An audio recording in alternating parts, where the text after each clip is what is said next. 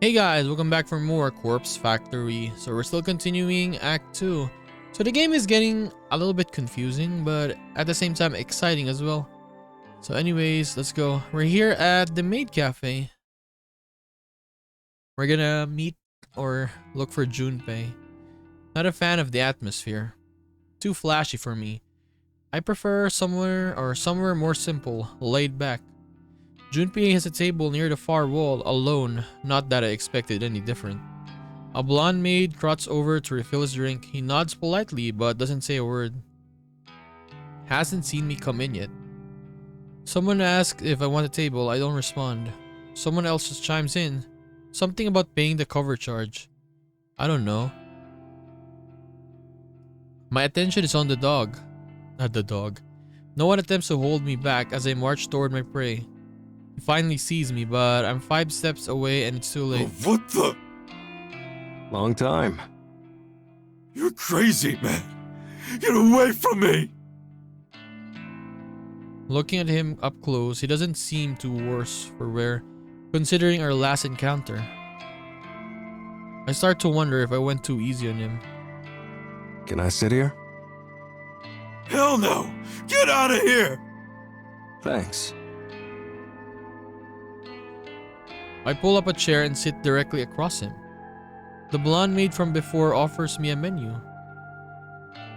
Then she gasps, and I hear something shatter on the floor. It's you! Oh, it's Aoi. She's the blonde maid. Strange, Aoi didn't quit her job after all. Did she lie to Noriko? Did she lie to me? I'm 90% sure it's her anyway. Stay back, babe! I got this! Yep, it's her. Thought you quit. Huh? I thought you quit this job. What? How would you know that? I realized that I shouldn't spill any details on my relationship with Noriko. Forget it. Oh, you think you're hot stuff, right? Tailing me, beating me up. And now you're digging into my girl's business? The fuck is wrong with you, man? Excuse me for a second. I stand up slightly and lean over the table. Junpei recalls as my fist pummels his nose. What the hell? Sorry, had to do it. I sit back down and wipe my bloodied knuckles with a napkin. Junpei clutches his face and sobs. Aoi is visibly shaking, standing next to her dog, unsure how to react. By some miracle, I don't think anyone else around witnessed the punch.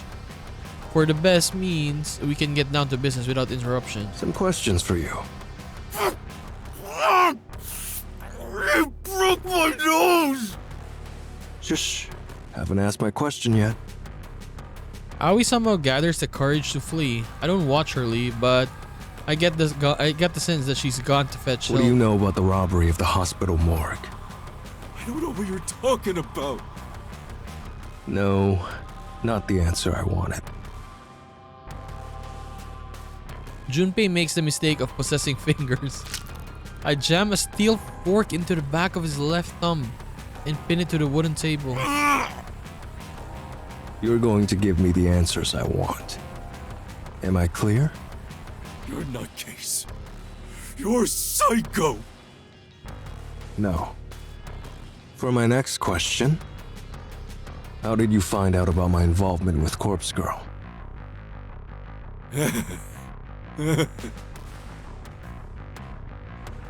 It seems that Junpei is carefully weighing his response for the first time.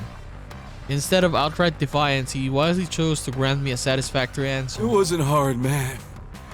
You're not the most stealthy dude around, you know?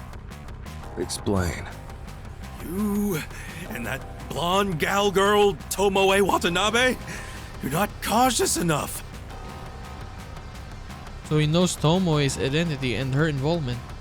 This hound is truly a liability. It's not hard to tell you when you drive that hunk of shit van around town, dropping dead bodies off to corpse girls' targets. I mean, he's right. Like, it's easy to tell.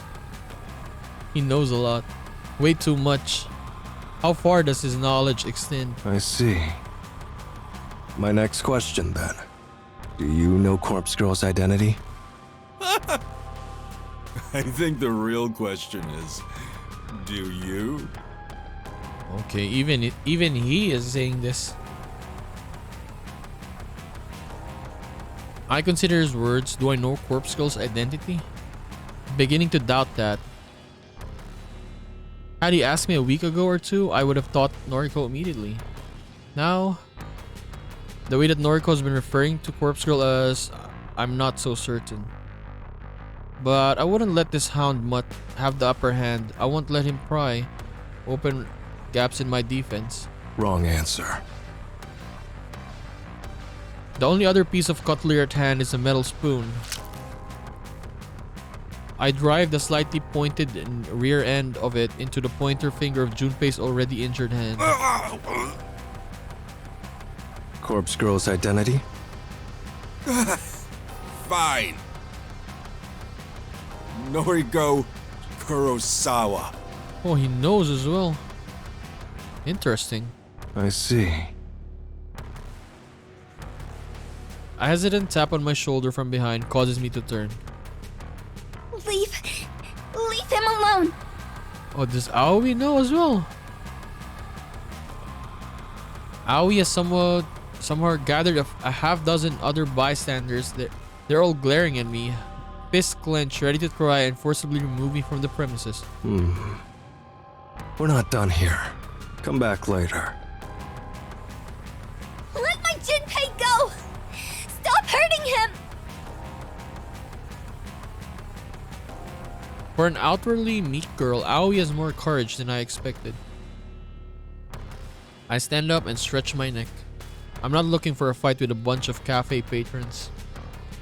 Heaving a sigh, I dip my hand into my pocket and withdraw the knife. Flashing it in front of the mob says more than my words ever could. They all back off, a few letting out snivels of despair. Aoi, either of bravery or fear, holds her ground. A single watery tear welling in her left eye discloses her true feelings. Leave. Everyone. Now. Doesn't take more than this animalistic primitive command to convince a crowd to disperse and rush to the door. Aoi is among the fleeing throng and she mouths the word sorry as she catches Junpei's eyes. Satisfied we will not be interrupted further, I return to my attention to Junpei. He sobs vocally. Don't kill me, man. I'll do whatever you want, you know? Please, I'm begging you. I've got my whole life ahead of me. Relax. Only one more question for you. What? What is it? Who runs the human removal service? Who is the Herald? I'm being completely honest with you, man. I don't know who he is. He wears this creepy-ass mask and never speaks. Can't quite tell if the dog is being sincere or lying through his teeth. I need more than that. Who would know his identity? Shit.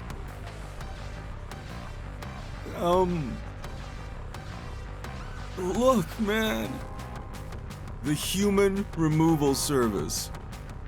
It's only the two of us. What? Me and the Herald. He recruited me online, you know? He makes me do his legwork.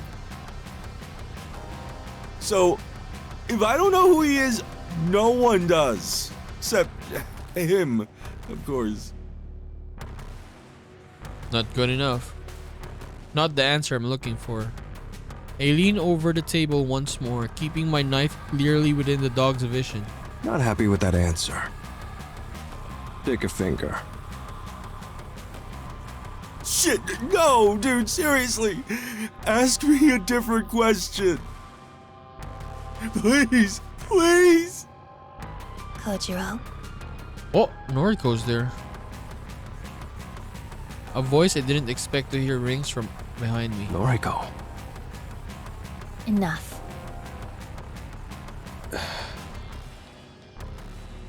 Why are you here? I overheard everything. It's enough information to use. Is it? Noriko strides forward. It's a little unnerving seeing her in the real world, away from the factory. She's been cooped up there for so long. Her pale skin looks almost otherworldly beneath the cafe's gaudy lights. For whatever reason, she's wearing her best clothes.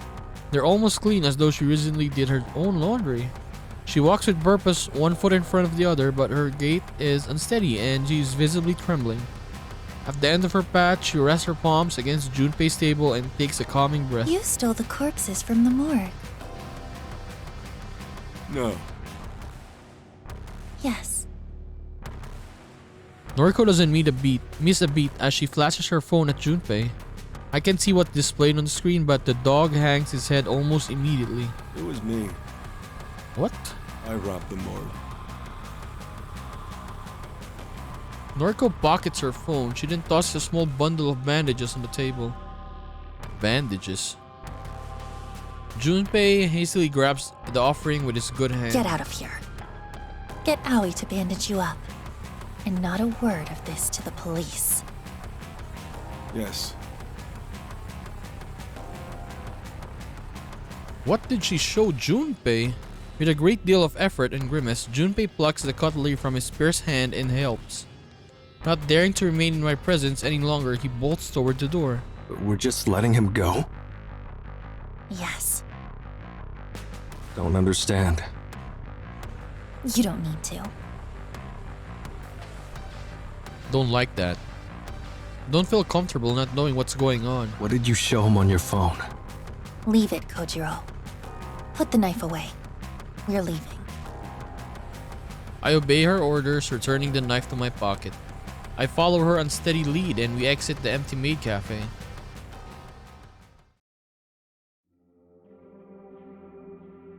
Noriko gasps unhealthy as she quickly consumes her weight in water.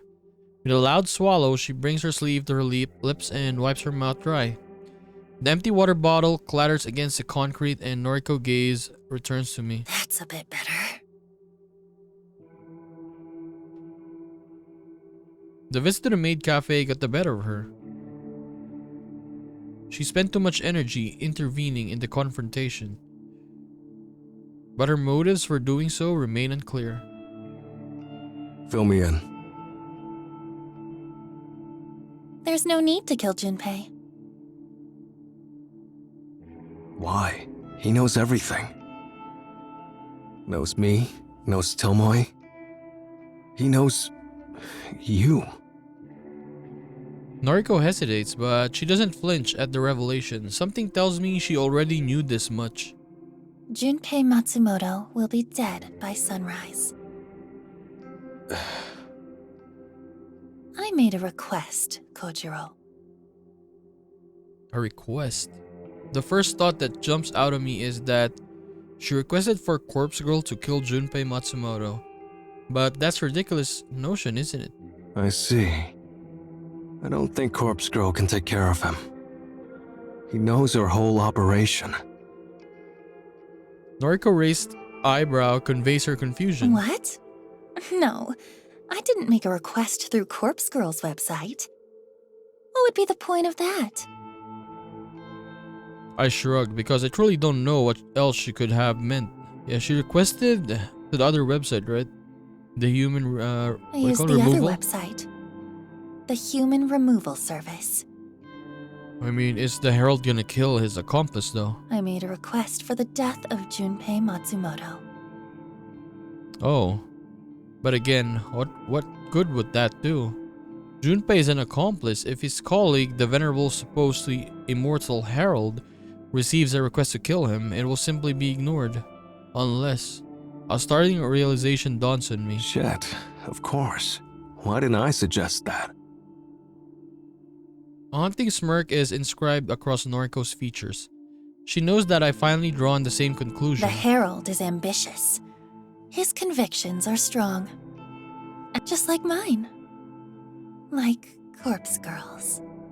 Corpse Girl's convictions, huh?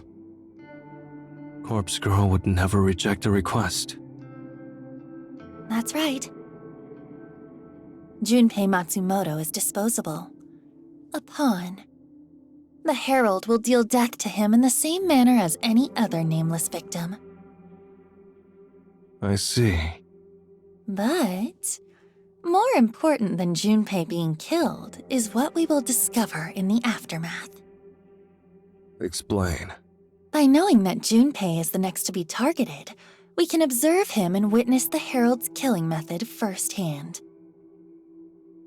Ah, it's brilliant. Noriko has laid the perfect trap.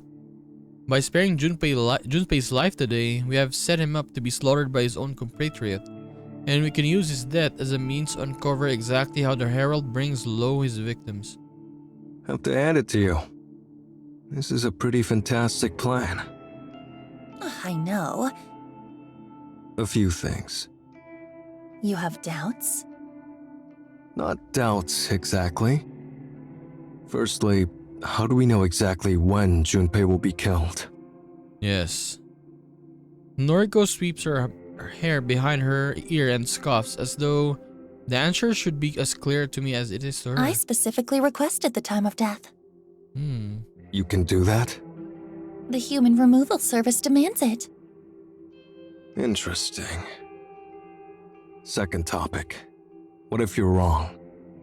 What? What if the Herald isn't willing to kill his own ally? In that case, it will prove something important. It will prove that we're dealing with a complete amateur. Someone whose convictions could never reach the strength of Corpse Girl's. And just like that, Noriko reaffirmed my earlier suspicions. Corpse Girls truly would destroy her own allies in order to see her own ambitions fulfilled. Tomoe, myself, our souls are shackled to Corpse Girl's own black void, yet we are not safe from her wrath. Should Noriko will it, our flames will be snuffed out in the moments. We are nothing to her, dirt and dust. Ash.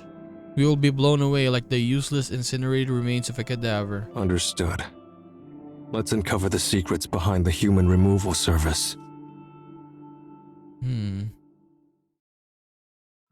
Dude, I hope they show the face of whoever is killing it, or killing the people. Another early morning, if you can call it that. Haven't gone to sleep yet, so it feels like a late night. Noriko has me on a short leash. I think she knows it too. Apparently, she specified this place of Junpei's death. Don't know how she knew of it. This parking complex belonged to Junpei's apartment. It extends 2 or 3 levels underground. Again, Noriko specified the exact location of his death. The human removal service seems to take user requests very seriously. How much further in? Shh, keep your voice down. I'm just looking for a good vantage point that we can hide. Her words are severed by a violent gasp. Unable to speak another word, she simply points. My eyes immediately follow the direction of her slender finger. Oh my god. Wait, that's a girl! Oh. I mean, look, she has a skirt on, right? Right? Disappointing. Missed the main event. Junpei Matsumoto is already dead. He's floating in the sea of his own lifeblood. Vicious stab wounds practically glow red along his back. After examining his remains, I turn my attention to the less interesting figure standing motionless beside him. You. The masked stranger looked like a villain from a B-rated slasher film. He's covered from head to toe in dark clothing, a zipped-up jacket with extra long sleeves, a hood and a skirt. The cut of the figure's clothes combined with his physique gives me the impression that he may in fact be female. Is this the Herald we've been searching for? The bloody corpse at her feet would suggest that it is so. That mask. The mask? It is simple, white, probably porcelain. It is reminiscent of some fictional character or maybe some film villain after all. The Herald still hasn't moved. She is still as a statue, gaze vacant, her eyes impossible to discern behind the mask. Are you the Herald? For the first time, the figure moves. It is startling jerky motion like a mannequin or a puppet, being pulled by strings. Her head cocks to the side and she seems to notice our presence for the first time. But an answer to Noriko's question is not forthcoming.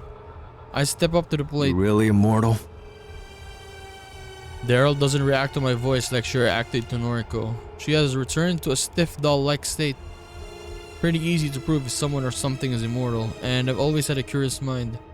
I draw the knife from my pocket and launch it at the mannequin. The blade embeds itself in the thing's shoulder and she doesn't so much as flinch as a trickle of blood pulls around the shining steel. Oh, Mr. Hart. Kojiro, why did you do that? I shrug and take a step forward toward the Herald, before Noriko tugs at my coat and holds me back. She takes my place and puts herself between me and the Herald. Tell us who you are. We deserve to know that much. Something in Noriko's words, the sound of her voice, or the tone of her plea causes the Herald to move once more in acknowledgement. But the motion this time is quick, fast, calculated. The Herald moves a sleeved hand to withdraw the knife from her shoulder and she allows the blade to drop down to the concrete ground with a dull ting. Before the knife hits the ground, the Herald turns her back to us and breaks into a sprint. I would have punched her already. Shit. Not cut out to chase her. Or like hold her. Don't bother. We won't catch up. Dude, don't tell me we won't know who this is. The Herald disappears into darkness of the parking lot. We are left standing by the corpse of Junpei Matsumoto. Well, we didn't see the killing, but at least the request was granted. She's right. Her gambit paid off. The Herald killed her own ally. She has proven her convictions are strong. I crouched down to examine Junpei's corpse, but it's hard to get a good look in the darkness. Regardless, it's clear that the dog is dead. Should we leave the body? Going to send a text. Huh? Who are you messaging? See if I can pull a few strings. Wouldn't mind if the corpse ended up at my morgue. What are you planning? Nothing. Really. Just want to prod and poke a bit. Noriko's subsequent grunt is a clear indication that she doesn't fully believe me. Do what you want. I've gained as much from this as I had hoped. I let her trail off as I turn my attention to my phone. I swipe through my contacts and quickly compose a message to a few people in particular. If all goes well, an investigation team will arrive shortly. I'll arrive to examine the scene. I'll be gone by then, but if my contacts do their job correctly, they'll haul Junpei back to my morgue. I pocket my phone and scurry toward the blood-soaked knife I launched at the Herald. It slides back into my pocket and I signal to Noriko that we should depart. Goodbye, Junpei Matsumoto. She waves half-heartedly at the corpse and lets out a childlike giggle.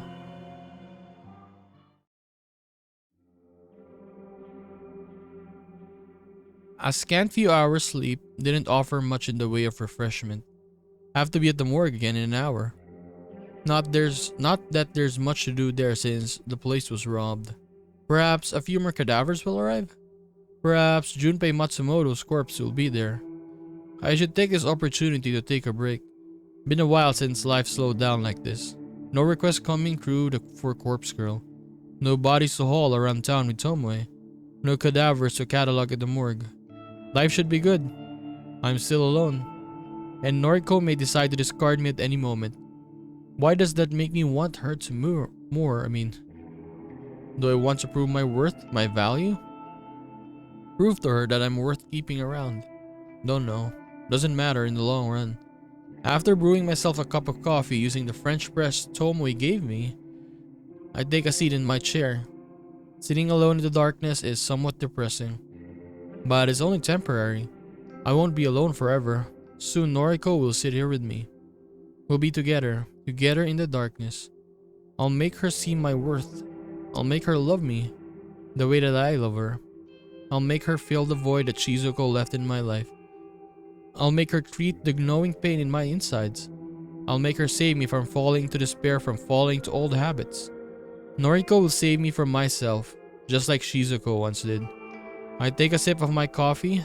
It's still a little hot and it scalds the gap in my mouth where my tooth once was. It hurts, but I'll be okay soon.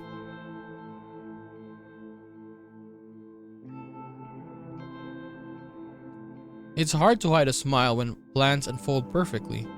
The body was here waiting for me when I arrived at the morgue. Staring down at the pallid corpse of Junpei Matsumoto fills me with more satisfaction than I thought possible. The dog is dead, and my early morning encounter with his executioner wasn't just some fever dream born from wishful thinking. His body is riddled with stab wounds, deep, clean, piercing cuts. But these injuries were not inflicted by a knife. I'm no forensic pathologist, but the wounds are too thin and too deep. Each intrusion is about the width of a chopstick. That he was killed by chopsticks, though, you never can rule out everything. My gaze pans down his body, looking for anything of interest. The rest of his form looks ordinary, nothing to note. I'll zip up the bag for now and return him to the allocated cold chamber. Might take him out once in a while to have a laugh.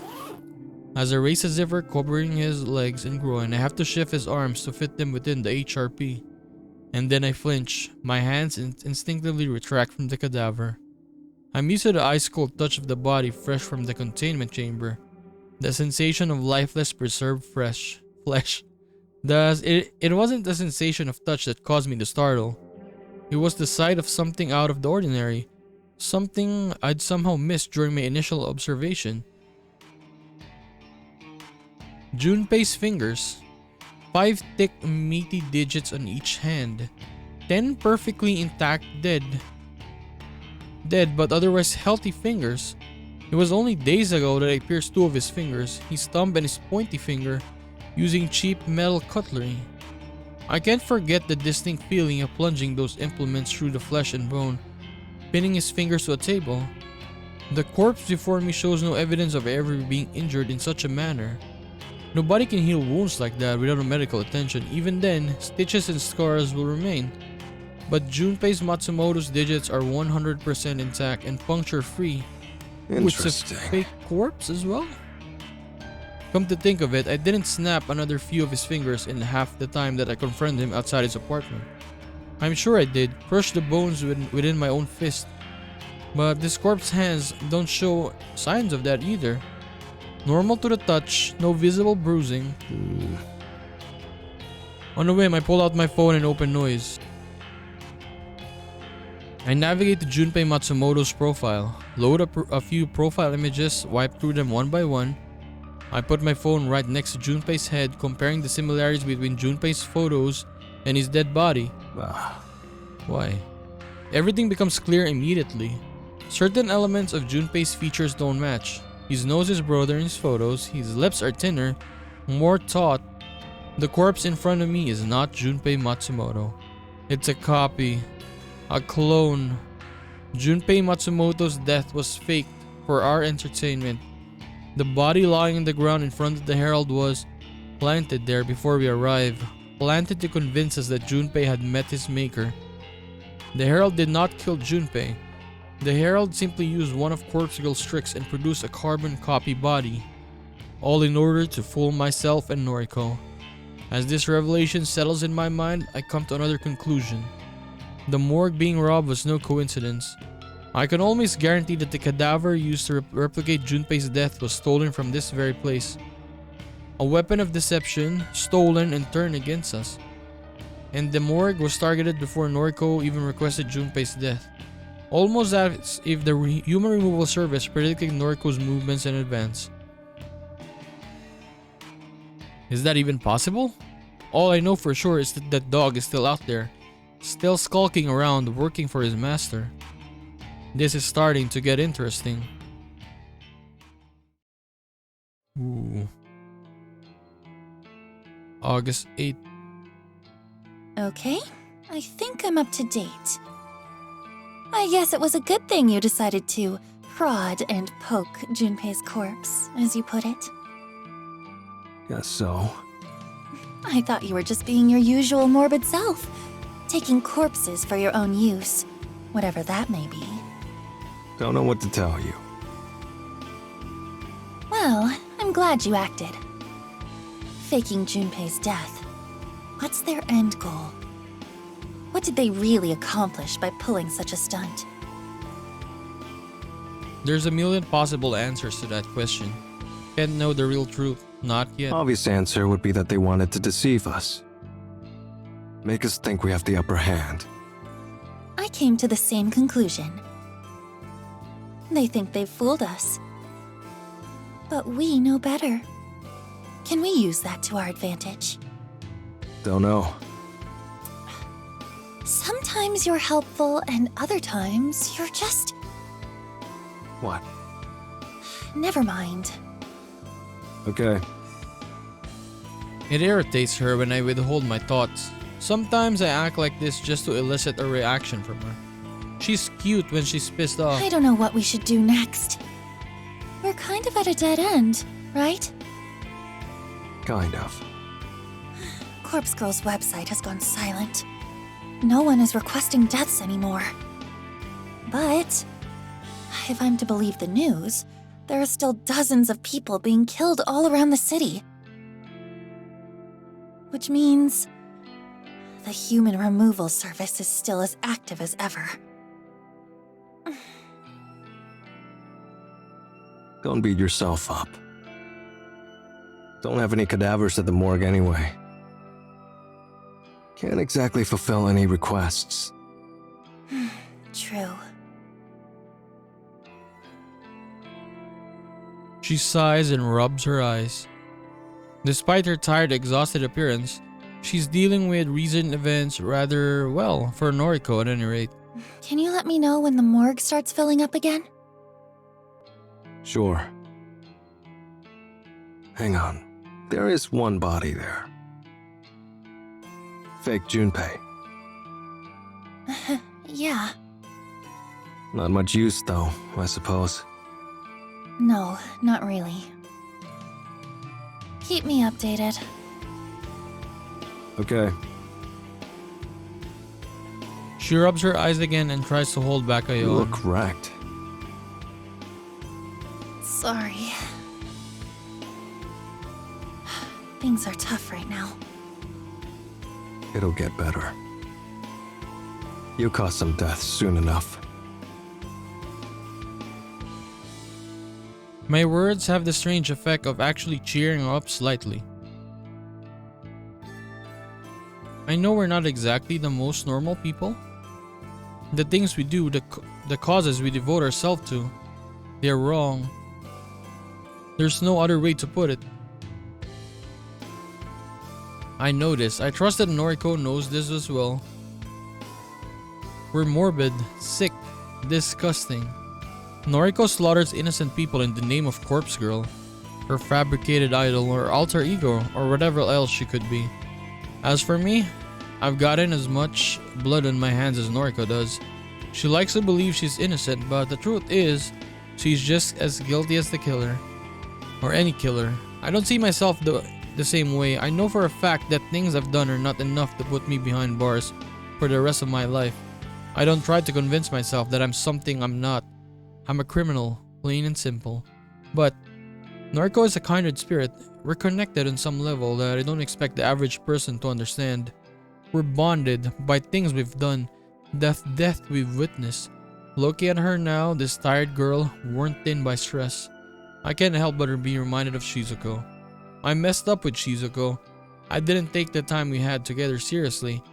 I took it all for granted. I won't make the same mistake with Noriko. I'll make her mine and I'll prove my love to her every day.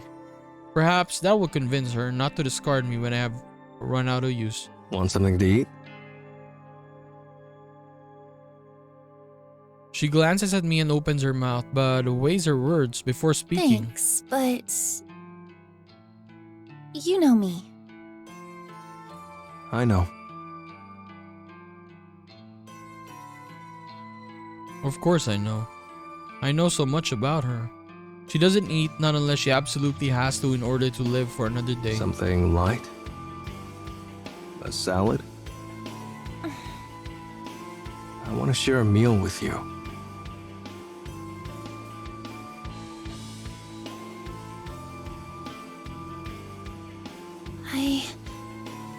I can't. Okay, I understand.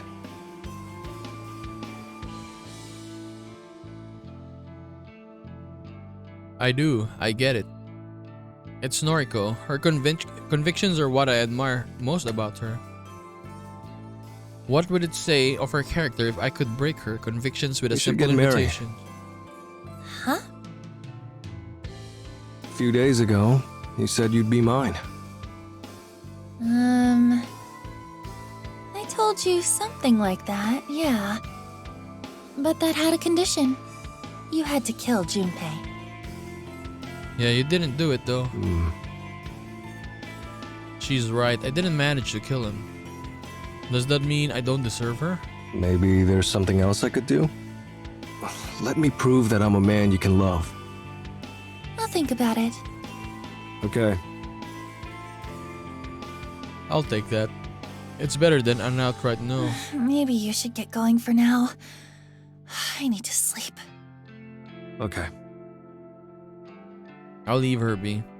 Should get some sleep myself. Later. Bye, Kojiro. Something about the way she says my name sends a chill down my spine. Yeah, the way she says bye. It's not a pleasant sensation. It's not a feeling of elation or excitement. It's uncomfortable, disconcerting. I shrug it off and leave the factory. Dude, don't do anything to Koji. Oh, what's this? I have an uncannily vivid recollection of dragging Shizuko's corpse through the streets on the night she was killed. What? I had witnessed the collision. I watched as speechless as the asshole who run her down drove away like a coward. Oh, she got run over. Oh my god. Took me a while to gather the strength to collect her crumpled body from the asphalt. By then it was around 7 o'clock. The sun has set, but a sliver of light still peeked over the horizon, tinting the sky with an orange hue. People kept screaming at me. Wasn't doing anything wrong. Wasn't trying to smear Shizuko's blood on the sidewalk. Just wanted to take her home. She was hurt or dead. No point leaving her in the middle of the road. He didn't comment on my suit. Got all dressed up for her. Didn't comment on the ring. Oh, he proposed even as I slipped on her stiff finger. She didn't say a word about the size of the diamond. But she made a unique sound as we walked. It rings in my ears, now and then, especially when I catch myself in quiet moments. What the hell? Didn't know what was it at the time. It punctured the silence between my heavy footsteps. Turns out, the sound was caused by the fabric of her dress stretching and ripping against the coarse texture of the sidewalk. She made that sound for the entire journey. My footsteps thud. Shizuko. Okay, people screaming. The cacophony of irritating noise assaulted us during the entire expedition. Like, of course people would shout at you. Look at this. Silence didn't rear its head until we arrived at our destination. We actually brought her home like that? Wasn't easy getting up the stairs to my apartment. I carried her in my arms dozens of times, always effortlessly, but during the final ascent, Shizuko's weight exceeded the limit of my muscles. Had no choice but to drag her up slowly, a single step at a time. Wasn't my fault her head cracked against every step. Dude, no people even called the cops that you were doing this? Once we were inside, I finally had the opportunity to examine the damage. Her limbs were flattened. Her chest had caved in, ribs crushed and ground into fine dust. Oh my god. Remarkably, her beautiful face remained unmarred. She looked at peace despite having died in pure agony not long before. and that was the last time I kissed her. I planted my lips on hers and found comfort in the slight warmth that still remained. And then I closed her eyes.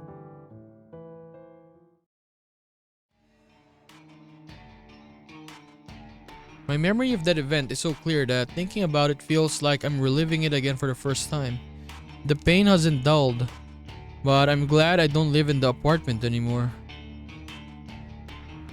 Climbing those steps every day would only serve to remind me of dragging Shizuko behind me. I cut myself free from the chains that shackled me to her, but I can never destroy the memories. I think they'll haunt me to the end of my days. Perhaps that's why I'm so desperate to fill the void that she left in my life, to distract myself with love from another. And yet, at the time I didn't want to let her go. I wanted to hold her cold, lifeless corpse on my body and simply waste away so I could join her in the afterlife. In fact, I was so attached to her corpse that I did something I'd never done before. Not once in all my history toying with dead bodies. I decided to keep her. Oh, in the apartment.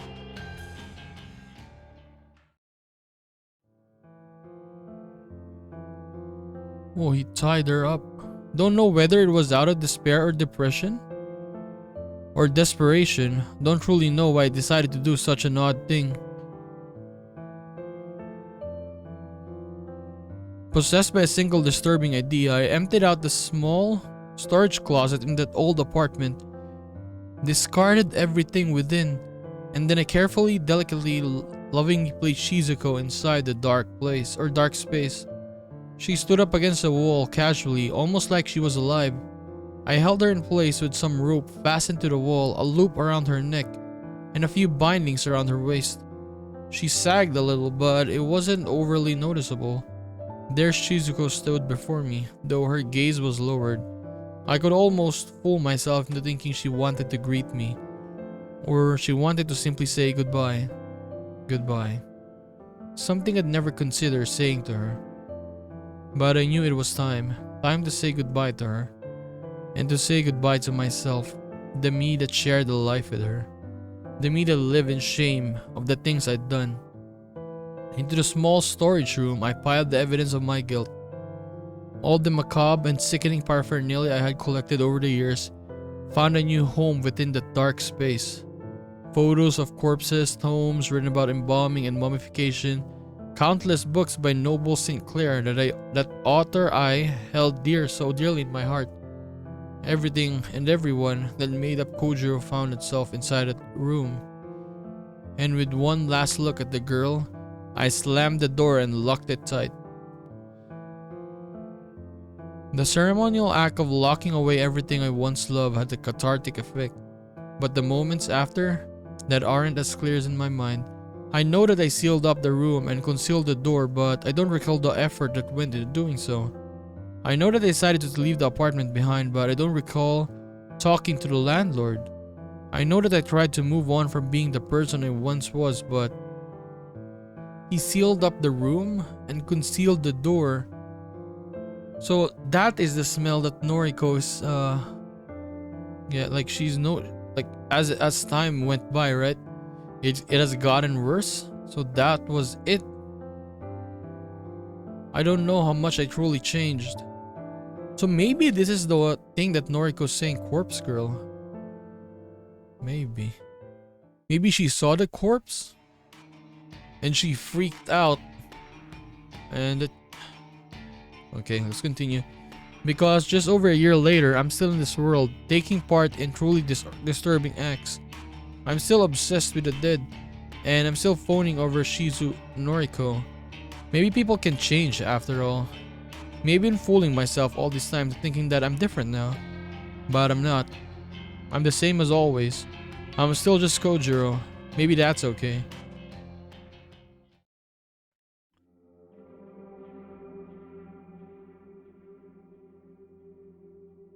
What happened to Some good Tomoe? news for you. Well, she's not showing up anymore. Really? What is it? A few new cadavers were in the morgue when I arrived tonight. Ah! Also, I was thinking What about? something funny. We went to such lengths to make sure we didn't get caught stealing cadavers from here. And? Well, it's amusing that the entire place was ransacked by the human removal service, but no one ever investigated. Yeah, like no one even checked. Why? No one here seemed to really care. We tried so hard to cover our tracks, being careful about every single corpse we lifted. Then those assholes just waltzed in and stole everything without any repercussions. Yeah, It makes me sick. I want to bring them down. yeah. Anyway, how many bodies came in today? 4. Not a great deal, but a start.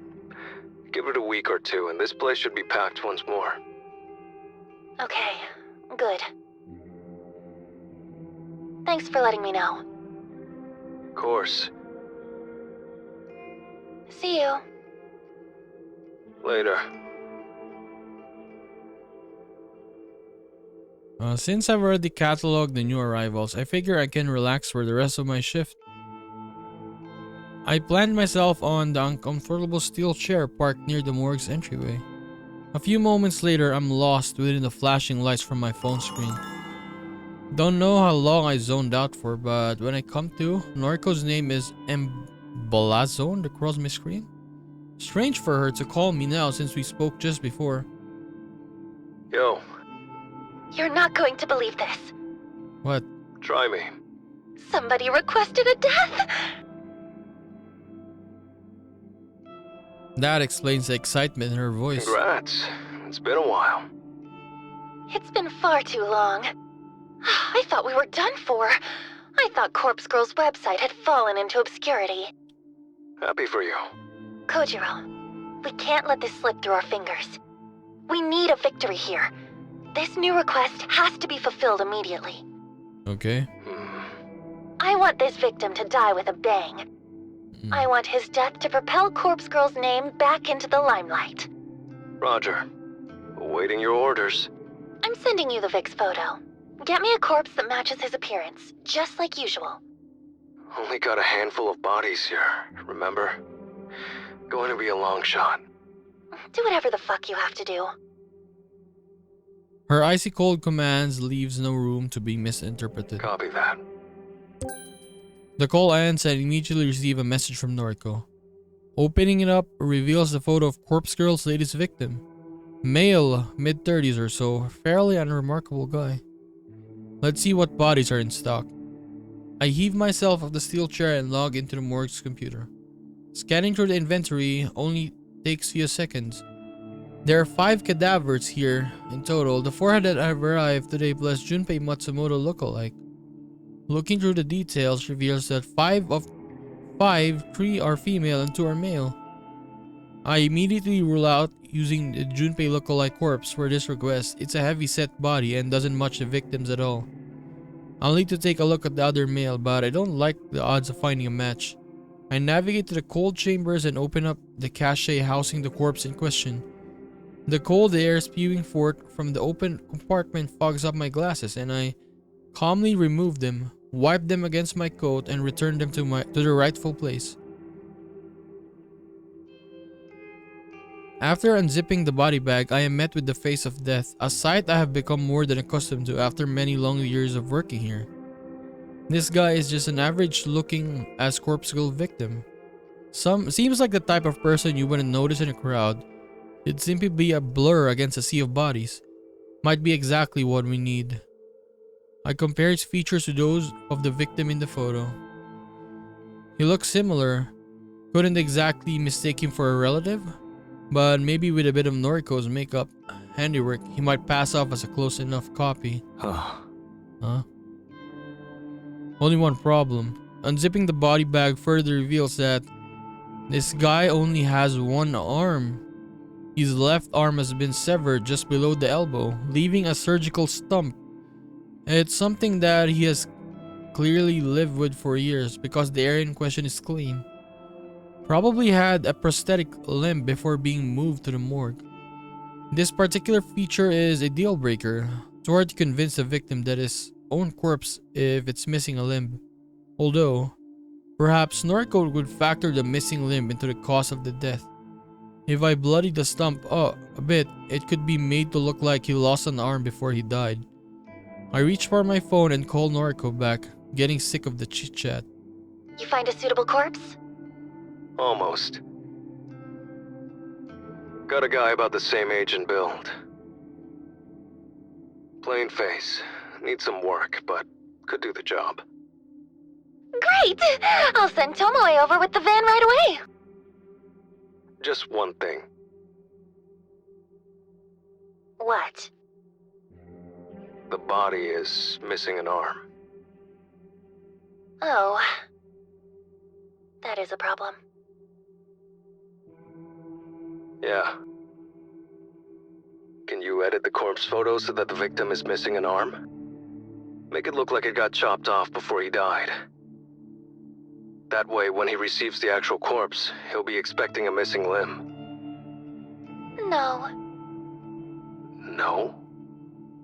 I'm already in the middle of making the photo. I'm not changing it now. Then I don't know what to tell you. Don't have any other suitable bodies.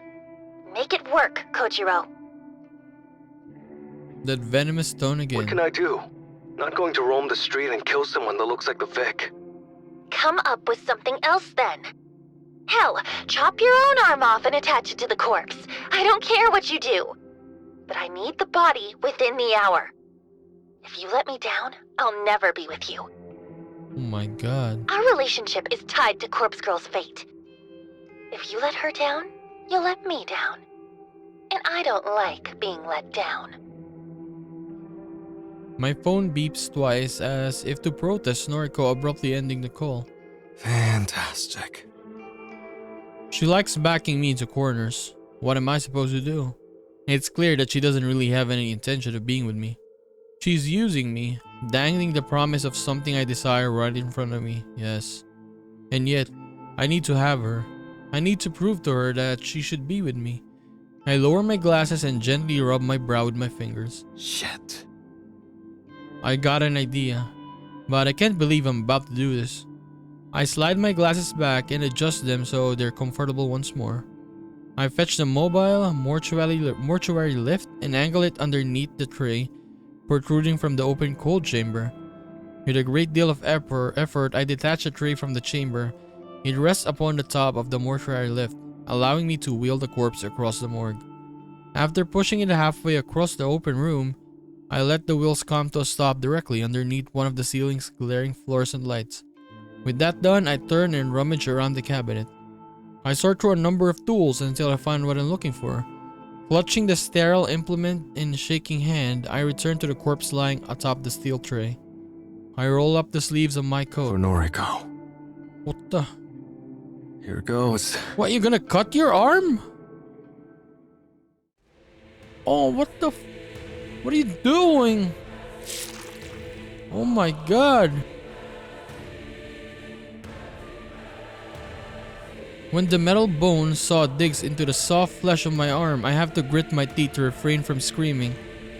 I angle the blade so that it cuts away from my elbow. Need to leave that intact. The cutting process is pure agony. To prevent myself from passing out, I keep breathing steady and try to focus on something simple. Something my brain cell can handle while aflame with pain. I begin to count. 1, 2, 3. I count the seconds that it takes for the jagged metal saw to reach the bone. Why are you doing this, man? 15, 16. Still just flesh and muscle and blood spurting down my coat. 21. I think I reach my sinew after 24 seconds, but it's hard to tell because there's a terrible numbness that is somehow worse than the original searing agony. My fingers clutching the saw, I begin to slip due to perspiration. It's getting harder to even hold the tool. After some 32 odd seconds, the saw hit bone. Oh my god, I can't do this. Vomit and drool have soaked in front of my coat and begun to smear together with the blood. It's forming a shallow pool at my feet, and the stench of the mixing liquid threatens to overwhelm my senses. Continuing the seconds has become infinitely more difficult. 44, 43, 44, 40 plus, 30. Was it 21 seconds so far? No, it's been longer than that. It has been a minute by now. I've been sewing to my own arm for a full minute, but the blade still hasn't cut through all the bone. Don't recall when I fall to my knees. Don't recall when I stood back up. Don't recall running my slimy fingers through my hair, or when flecks of blood spattered against my glasses, or when my bladder relieved itself. Don't even recall why I'm doing this. Is it for Shizuko? Is it because I love her? No. Noriko. It's for Noriko. Actually, it's for a corpse girl. I have to prove I'm worthy of her. I have to be loved by her. There's nothing else for me. 97 and 98. As my count reaches 99 seconds, my right arm falls off. I let out a groan of what I can only be called relief, and I slumped in on myself, resting in the pool of foul liquid. My vision is blurry, my breathing is ragged. The same part of my consciousness knows that I need to treat my wound. I need to apply a tourniquet or cauterize the damage, or I'm just going to bleed out and die on the floor of my morgue. But a quiet voice in my mind, the very same one that drove me to such an extreme measure, urges me to finish the work. Getting up to my feet is a struggle. I try to push myself up off the ground using both arms, but of course, I fall flat on my face when my right arm fails to react to my mental instructions. I think the lenses in my glasses smashed against the tiles, because my eye seems to be bleeding now. A second attempt at pushing off the ground is more successful. My left arm is somehow strong enough to hoist my barely responsive body. I sway and I stagger around, aimlessly, before collecting myself enough to attempt to fish my severed arm. Luckily, I managed to grasp the blood and vomit-soaked wrist of my former limb. With my one good hand, I drag myself toward the mortuary lift that holds aloft the corpse I need to attach my arm to. But I didn't think this through. I don't really know how to attach a severed limb. I bludgeoned the corpse stump with my useless arm, trying to find some point of connection that will magically fuse the limb to the corpse. It's hopeless. And as I madly flail around the arm around, I can't help but laugh at the whole situation. Of course I can't attach my arm to this corpse. The corpse is missing its left arm. What the? It's like the one in Scary Movie, right? When, what do you call this? Was it Shaq or was it Dr. Phil? He was cutting his foot. Okay, let's continue. Good one. I throw my useless detached arm behind me and rest my weary body against a mortuary lift. Accompanying by my laughter is the laughter of somebody else nearby. I have to listen really intently to confirm that I'm not just hallucinating. But I'm certain that somebody just walked into my line of vision, even if they're nothing more than a dark blurred silhouette. Oh, bro, you don't look so hot. Why is Junpei? What'd you do? Cut off your own arm? I know the voice, but I can't place it right now. It's not my voice, and it's not Noriko's voice. Want me to take the pain away? Yes, please. I'd give anything to remove the pain. I can voice my consent. My mouth is dry, my jaw locked in place. Here, nothing a little fire can't fix. The figure comes slowly, or comes closer. He smells foul, like a dog that has been bathed in gasoline. A dog? The heavyset figure that I now assume is Junpei Matsumoto is crouched over me. The smell of gasoline intensifies as he pours some sort of cold liquid all over my clothes. Pity I gotta light this place up. Why, is it actually Junpei or is he But hallucinating? you guys didn't get the hint when we stole all of your corpses. Well, you ain't gonna be nothing without your precious morgue. And Corpse Girl is gonna wither away without her right-hand man. Right hand. Get it, Kojimbo? The way he deliberately mispronounced my name really bothers me. It bothers me so much that the anger boiling inside me gives me the strength to open my mouth once more. It's Kojiro. Sure, bro. Sleep tight. The dog lifts his body and disappears into oblivion beyond my sight. Unmistakably sound of a match being struck should fill me with panic, but I feel strangely calm. Warm, glowing tendrils of flame flicker around the outskirts of my vision. Fire. The entire morgue is alit. The acrid smell of smoke quickly covers the odor of gasoline. Fire. I lost my family to fire so many years ago. Maybe it's fitting that I should perish in the same way. Fire. I hate fire. I hate it and fear it. Fire. It's everywhere, surrounding me.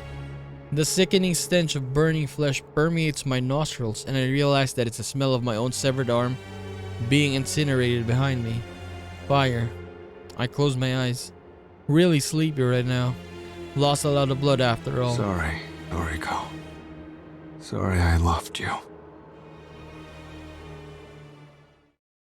the hell, man? What the hell did he do? So dumb.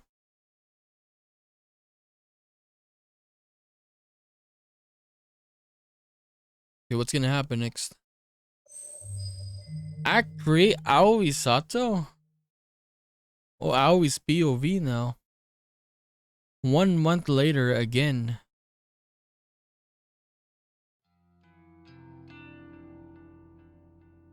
September 20 now. Okay. Oh my, what the hell happened, man? Why did he do that? I mean, he's so like obsessed over Noriko. Shizuko, whatever. That he cut off his own arm. But I mean, it's like the scary movie. I had to like giggle a little bit. I remember the scary movie. What it was, I don't know if it was Shaq or it was Dr. Phil. Like he cut, there was a chain on his foot and he was cutting it off. And when he cut off his foot, it was the other one. It was pretty funny. Yeah, it's like that. Like what Kojiro did. Okay, so next time we're gonna see Aoi's POV. This is gonna be interesting. Because Aoi doesn't show that much. And she's pretty mysterious. And suspicious as well, I mean. I think she's the Herald, right? Because the Herald has a skirt on earlier. Maybe? Because her and Junpei are dating. Maybe they're doing that. I mean, there's no other like person to put it on. Or are you gonna say it's gonna be Tomoe? That's it. I mean, Tomoe wants out already, so it's impossible. So yeah, it might be Aoi. Well, let's see. Okay, we're gonna start Act 3 in the next episode, guys. So I'm gonna see you then. Bye bye.